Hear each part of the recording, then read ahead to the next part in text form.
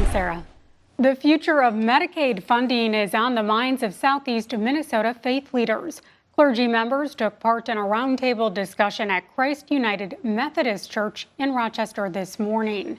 It comes just one day ahead of Congress's deadline to pass a budget with significant funding cuts to avoid a government shutdown. KIMT News 3's Evan Berg was in the room as faith leaders spoke out.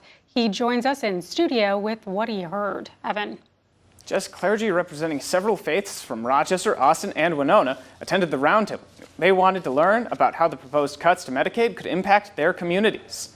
The church leaders said they knew at least one person in their congregation who received help from the program. Many of those Medicaid recipients are elderly or have mental illness. The Minnesota Department of Health says there are around 1.3 million Medicare recipients in the state. Congress is looking for ways to trim the budget this year to prevent a funding freeze that could be caused by a government shutdown.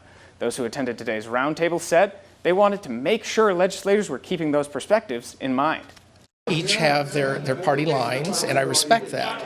But I really need to hear more of the truth coming out when they are going to be dealing with these proposed or so-called cuts.